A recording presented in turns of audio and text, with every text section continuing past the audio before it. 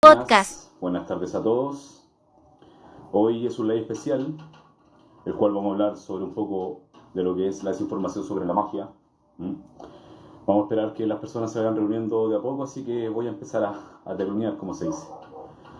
Bueno, el tema principal que nos convoca con los invitados que van a llegar ahora es directamente sobre la desinformación sobre las prácticas. Se entienda por brujería, esoterismo, ocultismo, misticismo o espiritualidad.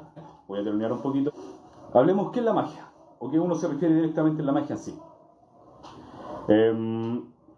La magia para muchas personas, o en estas culturas, era una forma de vida, donde tú hacías la voluntad de actuar, tú interferías en las leyes universales. A eso se refería directamente la magia de cierta manera.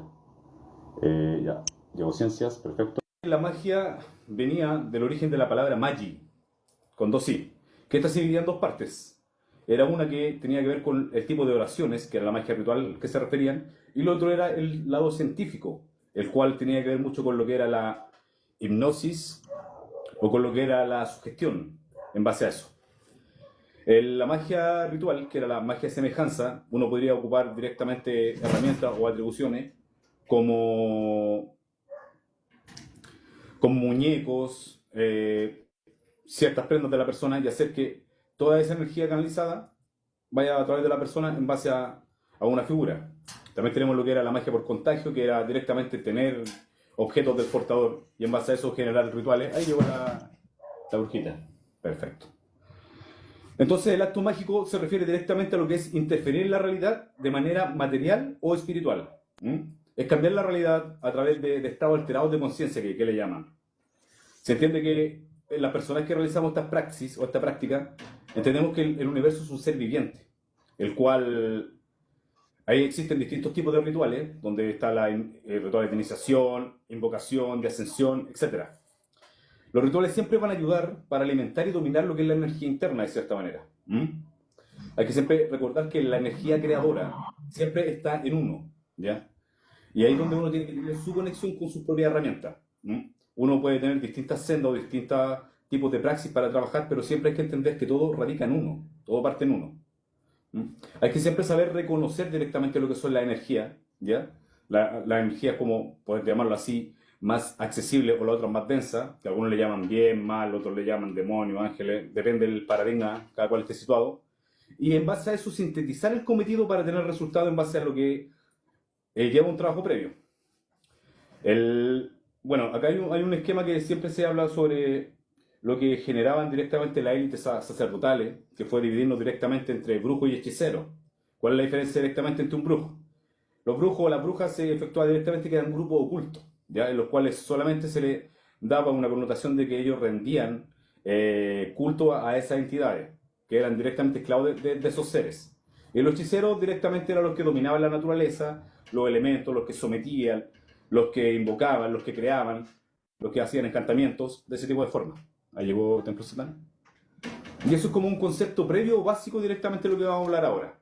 Podríamos hablar directamente de lo que es la historia, de que se refiere directamente a los sumerios, que los sumerios aplicaban o decían que existían 7 referencias asociadas a lo que eran los planetas, que también le llamaban que eran los seres antiguos, con los cuales los dividían por seres positivos o no muy positivos, y eran los que combatían directamente esas entidades y utilizaban mucho lo que era la numerología y temas de magia.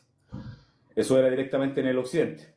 Los egipcios en el oriente, ellos creaban directamente lo que asociaban ellos a vórtices o grietas en la realidad para el servicio de ellos, al trabajar con cierto tipo de entidades, lo cual usaban decretos, escritura, amuletos, simbología, etc. Después llegaron lo que son los griegos o los griegos romanos, que esto era más en el sector mediterráneo, y estos eran tomar la influencia de ciertas cosas y generar decretos en acciones. Ellos eran mucho del decreto, de la palabra. En base a ello intentaban o generaban el cambiar la realidad. Ya en Europa, con el tema del cristianismo medieval, se impuso y fue lo que era la persecución directamente de los paganos. Los cuales los primeros perseguidos fueron los que hacían culto a Mitra, que era una ideología al dios al sol, que fue implementada por los persas. Después, llegando al tema de la Inquisición, se perseguía y fue cuando se quemaban directamente las brujas, ya esto fue en la Edad Media, para solamente tener un control social y mantener una sola religión. Después esto fue cuando llegó a América y empezaron a eliminar directamente lo que era la superstición, el tema de los conjuros, los hechizos, Y en base a lo que era el hermetismo occidental, era forjar tu destino y tú imponerte a lo creado. Era directamente entender que lo que pasa en el universo, o lo que yo agrego con el universo, es lo que me pasa a mí también. Ahí es donde se generó lo que era la filosofía y la enmancia. Después viene el tema de los grimonios, la magia ceremonial, los elementos, el manejo de las leyes ocultas, la naturaleza, etc. Creo que me faltan dos personas, pero bueno, con los que estamos. Ya, partamos con ciencia. Ciencia, preséntate y después vamos a ir para que indaguemos más en el tema. ¿Cómo están? Hola, hola, hola, muy buenas tardes a toda la gente. Yo llevo procesos paranormales, pero voy a cerrar aquí la ventana. Llevo alrededor de 3 años estudiando lo paranormal, dándole una especie de metodología y explicándole de manera que en el futuro se puedan replicar fenómenos paranormales. Y para esto tengo 3 pilares. Estas ciencias paranormales yo las divido en 3 pilares. Uno es la radiestesia, otro el espiritismo y otro es la brujería. Porque dentro de estos tres pilares se puede explicar cualquier fenómeno paranormal. Y en esto, aquí, por ejemplo, cuando he hecho recorrido en cementerios, me he encontrado con mucha evidencia de brujería y también en los cementerios donde también se puede realizar ciertas prácticas ya relacionadas con distintas ramas de la brujería y del espiritismo también. Entonces, principalmente eso es lo que me baso yo. Em, Me dijo Celeste que está un poquito ocupado, así que pasemos con el Rincón de la Diosa. Rincón de la Diosa, cuéntanos, preséntate.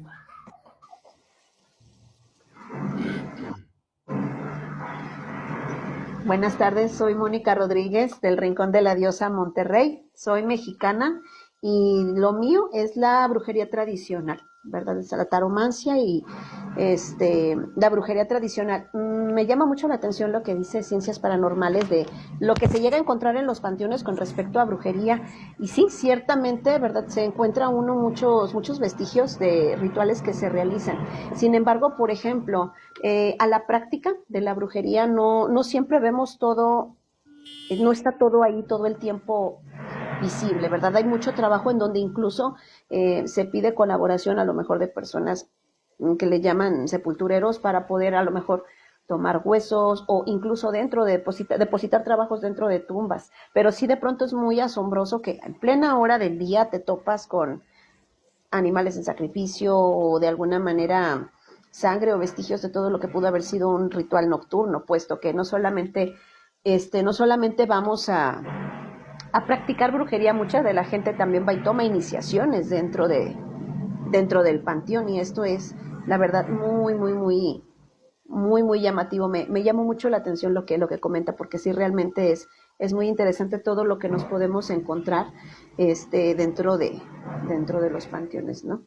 Y pues nada, ¿verdad? Aquí estamos para compartir. Gracias.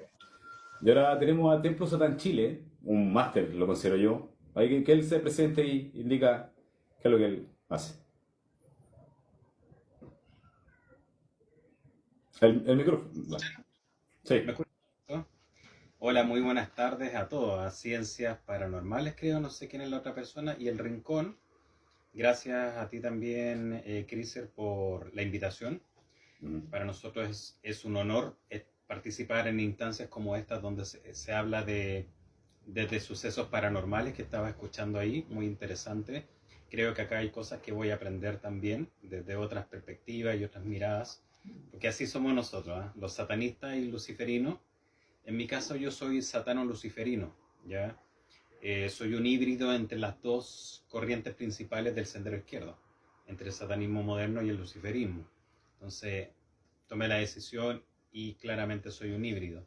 Nosotros trabajamos varias temáticas, desde lo intelectual, por ejemplo, abordamos las filosofías del satanismo, no solo filosofía secular, sino que también filosofía cierto occidental, pero también del pensamiento mágico de muchas corrientes, ¿eh? Nosotros no nos cerramos solamente a, ¿cómo se dice?, la etiqueta satánica o la etiqueta luciferina. No. De hecho, acá yo voy a aprender muchas cosas, pero estaba escuchando muy interesante lo que decía Ciencias Paranormal. es un tema que a mí me gusta mucho, no me manejo mucho en ese tema, aun cuando he tenido experiencias, como todos los que estamos acá. Yo también he tenido experiencia, pero me gustaría escuchar eso de una persona que al menos creo que debe ser, ¿cómo se dice?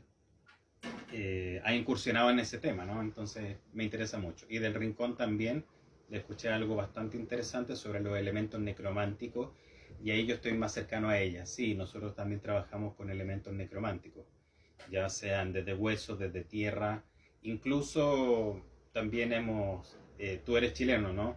También nosotros hemos incorporado elementos necrománticos que no necesariamente son cadáveres o restos de cadáveres, sino que también consideramos, por ejemplo, al igual que los pueblos originarios, que hay ciertas maderas o ciertos árboles que también son necrománticos. El mismo canelo, del cual la machi hace el cultrún, cierto, también es un elemento necromántico y también es preciado para este pueblo. Entonces, algo tiene que haber ahí detrás. Gracias, eso solamente quería decir. Mira, hablando sobre el tema de la necromancia, Agripa, en base a su libro de la filosofía oscura, generó lo que era la necromancia como tal. Después en el Claro, siglo ¿no? XVI, claro, el John Lee fue con el tema de lo enoquiano, los 30 planos, expandir la conciencia, la autohipnosis, visualización por espejos, cristales, y eso lo llevaron de todo lo micro a lo macro de cierta manera, y que todo era parte del todo. Es lo que es la Claro. referencia de cómo es arriba es abajo. Totalmente. Después vino lo que era lo cabalístico, la Golden Dawn, la alquimia interior, Ajá. los cuatro procesos de atreverse, saber, querer, callar. Viene directamente lo que es la magia de Abramelin, en versus lo que era el Goetia. Abramelin tenía que ver con el Sí, Sac, el ángel guardiado superior. El Goetia tiene que ver mucho con lo que era lo salomónico, tipo Exacto, de sí, los demonios. Ujú. También por ahí estaba Elías Levi también con el tema del árbol de la vida, el equilibrio entre lo bueno y lo malo, Ajá, lo básico, la información cábala. simbólica, los manuscritos, la mezcla Sí. de los cultos, de las festividades celtas, egipcias. Después apareció Crowley, Totalmente. que también mezcló lo que era la India con los chinos, la magia sexual. Después estuvo lo que era la Orden Templi Orientis, que es la Otto, que es el hermetismo de Alemania, que era la yoga atlántica, las vocalizaciones. Después el Telema, que siempre dice que es tu voluntad, ser más que un humano. Y ya después venía lo que es el desglose de Crowley con esos dichos con Hitler, y el tema de los rumores de la magia en base a lo que era la secta británica, con el tema de Bell y el árbol, y etc. Claro. Entonces, partamos con la primera. Bueno, yo no sé si se van a unir los demás chicos en base al tema de las otras personas que invité. No sé si van a llegar o partimos de inmediato. Puedo hacer un comentario antes, que algo que me interesó que comentó la amiga del Rincón de la Diosa, Sí, sí, algo sí. bastante interesante. En México, para qué estamos con cosas, es potencia con respecto a todo lo que es brujería, Claro. y ella comentó que casi ellos hacen prácticamente a plena luz todos estos rituales, según lo que le entendí, y que conversan con los panteoneros. Ojalá fuera así aquí en Chile, porque acá cuando se practica brujería en los cementerios hay que hacerlo prácticamente escondidas.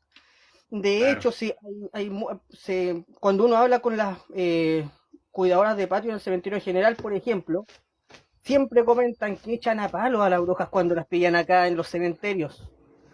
El Claro. tema de los huesos, acá por ejemplo, si quiero buscar huesos, yo sé que tengo que ir a cierto sector y ojalá que nadie vea qué es lo que estoy haciendo, porque va a ser considerado robo. Entonces, Es prohibido, sí. es interesante el tema, el desarrollo que hay años luz de diferencia entre lo que es México, una potencia mundial en este tema, y lo que es Chile, que se podría desarrollar más. Eso. Sí, es muy interesante. Aquí en México, por ejemplo, tanto, de pronto a lo mejor ahí no me di a entender muy bien. Por ejemplo, a lo que me refería es que si tú vas temprano al panteón a dejar a lo mejor algún vestigio de algún ritual o algo por el estilo, o sea, imagínate, son las 9 de la mañana y tú llegas y vas, no sé, a mediación de panteón, o sea, está ahí algún animal, ya saben, inmolado, alguna cosa por el estilo, restos de velas, y dices tú, estuvo potente la noche, estuvo potente, pero obviamente, ¿verdad? Hay muchas cosas que sí en algunos sitios tienes que hacer de manera secreta, porque sí también hay panteones o lugares en donde no te permiten, o sea, no puedes hacer absolutamente Nada, también en los panteones llegamos a ver, ahorita como hay mucha moda, ya saben, aquí en TikTok te recomienda que vayas al panteón, te hagas limpiezas, cosas por el estilo. Hay mucha mala praxis que puede uno encontrar en los panteones. Hace algunas semanas fui a mi tierra de visita y entré a uno de los panteones más viejos. Es terrible que tumbas viejísimas, viejísimas de antes del año 1900 están rayadas, porque ya ven que hay personas que dicen, ve, escribe el nombre de tu enemigo en una tumba. Es que no solamente es ir y escribir el nombre de tu enemigo, sino que hay una preparación, una concentración al respecto, y no es tan solo como ir a escribirlo. Qué bueno fuera que fuera tan sencillo, ¿no? Pedir los favores de un difunto para poder trabajar.